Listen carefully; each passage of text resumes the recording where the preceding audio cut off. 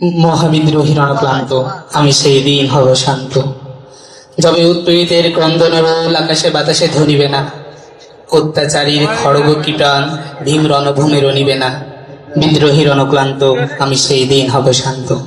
2025 ঢাকা বিশ্ববিদ্যালয় সম্মেলন এবং ইফতার মাহফিলে উপস্থিত আছেন আমাদের জুলাইয়ের সহযোদ্ধা এবং বিভিন্ন রাজনৈতিক নেতৃবৃন্দ, আমাদের সংগ্রামী সহযোদ্ধা ভাইয়েরা এবং আমাদের সাবেক বড় ভাইয়েরা। সবাইকে জানাই ইসলামী ছাত্র আন্দোলন ঢাকা বিশ্ববিদ্যালয় শাখার পক্ষ থেকে আন্তরিক অভিনন্দন। প্রিয় ভাইয়েরা, আপনারা জানেন যে আমাদের অনেক ইতিহাস ঐতিহ্য রয়েছে। তার মধ্যে কিছুদিন পূর্বে আমাদের ভাষার মাস বিগত হয়েছে। এই ভাষার মাসে আমরা শ্রদ্ধাভরে স্মরণ করছি যারা আমাদের ভাষা আন্দোলনে শহীদ হয়েছেন। এরই সাথে সাথে আমাদের মহান মুক্তিযুদ্ধে যারা শহীদ হয়েছেন এবং যারা অবদান রাখছেন তাদের অবদানকে আমরা স্মরণ করছি। এর পাশাপাশি সাম্প্রতিক জুলাই অভ্যুত্থানে যারা তাদের আত্মত্যাগের বিনিময়ে আমাদেরকে আজকে উন্মুক্ত মাঠে, উন্মুক্ত মঞ্চে এই প্রোগ্রাম করার সুযোগ করে দিয়েছে, উন্মুক্ত একটা পরিবেশ সৃষ্টি করে দিয়েছে, সেই সকল শহীদদেরকে আমরা স্মরণ করছি। আল্লাহ যেন সবাইকে জান্নাতুল ফেরদাউস দান করেন। এরই সাথে সাথে আমরা সুস্থতা কামনা করছি এই অভ্যুত্থানে যারা তাদের অঙ্গহানি ঘটেছে, যারা আহত হয়েছে তাদেরকে। প্রিয় সহযোদ্ধা ভাইরা, আমরা জুলাই অভ্যুত্থানের পরে নতুন এক বাংলাদেশের স্বপ্ন দেখি, যে বাংলাদেশ আমরা অনেক রক্ত, অনেক শ্রমের, অনেক ত্যাগ তিতিক্ষার পরে আমরা একটা সুন্দর পরিবেশ পেয়েছি।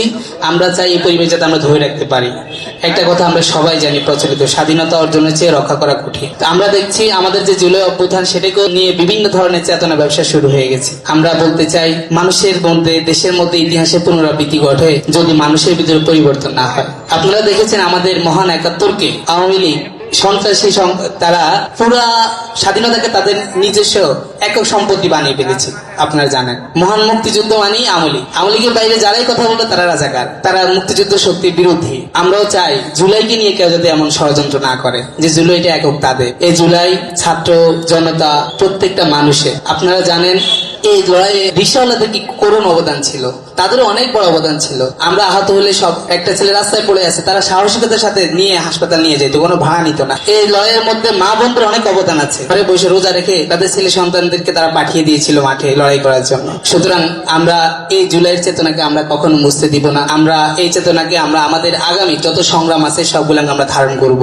এরই সাথে সাথে আমরা প্রতিজ্ঞাবদ্ধ, এই স্বৈরাচারী পতনের মাধ্যমে আমরা শপথ করছি ভবিষ্যতে এই দেশে আমাদের মাথার উপরে কাউকে আমরা স্বৈরাচার হইতে দিব না ইনশাআল্লাহ। আর বাংলাদেশে আমরা কাউকে স্বৈরাচার হইতে দিব না। আমরা যদি আমরা কাউকে এরকম স্বৈরাচার হইতে দিই তাহলে আবু সাঈদ, মুগ্ধ সহ শুরু করে যত শহীদ আছে তাদের রক্তের সাথে আমাদের বেঈমানি হবে। সুতরাং সকলের কাছে উদাত্ত আহ্বান রাখবো যে মহান জুলাই ৭১-৫২ চেতনাকে ধারণ করে আমরা যাতে স্বাধীন সার্বভৌম একটা দেশ, একটা সুন্দর রাষ্ট্র গঠন করতে পারি, যেটা হবে ন্যায় ইনসাফের রাষ্ট্র, যেটা হবে আদালতের রাষ্ট্র, যেটা হবে ন্যায় বিচারের রাষ্ট্র। স্বাধীনতার যে মূল ভাষ্য ছিল সাম্য, মানবিক মর্যাদা এবং সামাজিক ন্যায় বিচার, আমরা যাতে এইরকম একটা স্বপ্নের রাষ্ট্র প্রতিষ্ঠা করতে পারি সেই আশাবাদ আমরা ধারণ করি, আপনারা ধারণ করেন এবং সেই আশাবাদকে ধারণ করে যাতে আমরা ভবিষ্যতে চলতে পারি, এই আশাবাদ ব্যক্ত করে বক্তব্য শেষ করছি। আসসালামু আলাইকুম।